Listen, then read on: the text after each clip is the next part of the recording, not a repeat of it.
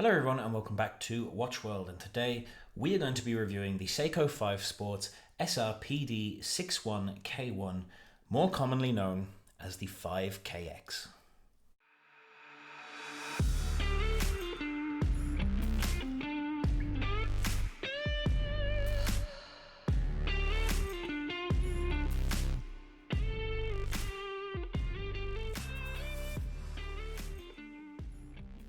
So welcome back to the channel, guys. I hope you are all well. Today we are looking at the 5KX, the descendant of the famed Seiko SKX, and we're going to look at how this watch compares to its predecessor. But before we look at comparisons, and before I give my personal views on the watch, let's look at the technical specs. So this is a 42.5mm watch with a 13mm thickness, a 22mm inner lug width, and a 46mm lug to lug. These are nice specs. The 42.5mm might turn some people off and say that it's too big for them, but the 46mm lug to lug measurement means it shouldn't stretch too far out over the ends of your wrists, meaning it should comfortably fit smaller wrists too. This watch has a 4 o'clock crown. It claims to have 100 meters of water resistance, but the crown is not screwed down. So it would make me question that rating. I personally wouldn't be comfortable taking this into any water-based environment anyway. The watch is powered by Seiko's Caliber 4R36, which is automatic with manual winding, features 24 joules, 41 hours of power reserve, with hacking and a day-date display.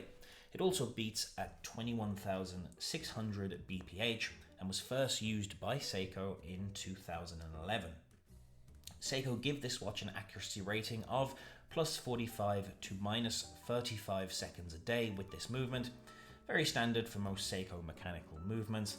It also has a bi-directional rotor, which makes for easier automatic winding of the movement when it is on your wrist. The watch has a 120 click unidirectional timing bezel.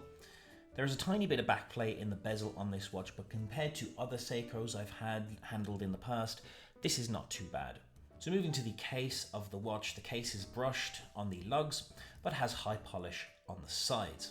It features an all brushed stainless steel bracelet with a fold over clasp and pushers on either side to release the clasp. It feels very secure and strong, and since I've owned this piece, I've never had any issues with the clasp. It has always been very reliable.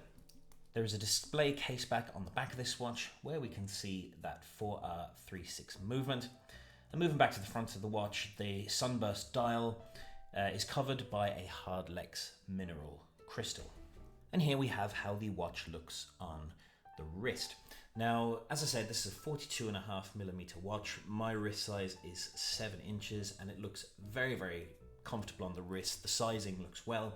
As I said, even though it's a 42.5mm watch, I think this will suit smaller wrists as well because of that 46mm lug to lug measurement. It gives it more of a boxy look, and yeah, it definitely won't extend over the edge of people's wrists. I think even smaller wrists, this will be fine.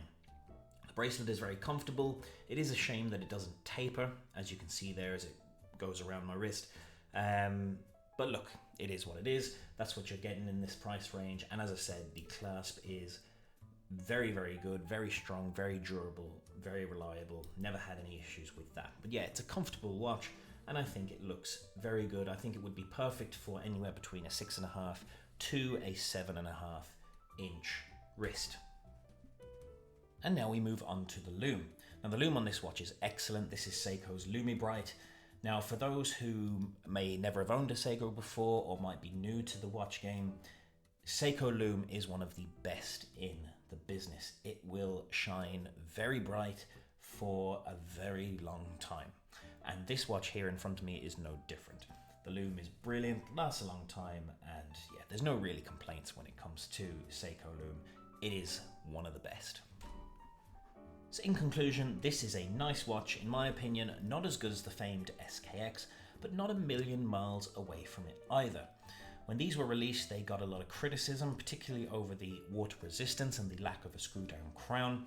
Now, while it is disappointing and would have been great if they included those things, it doesn't ruin the watch for me. which a lot of people claimed it did when they were first released.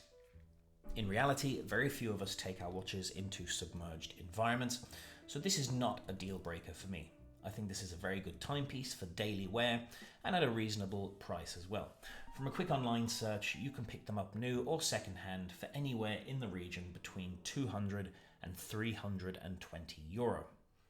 So there we have it, guys, a look at the Seiko SRPD61K1, the infamous 5KX.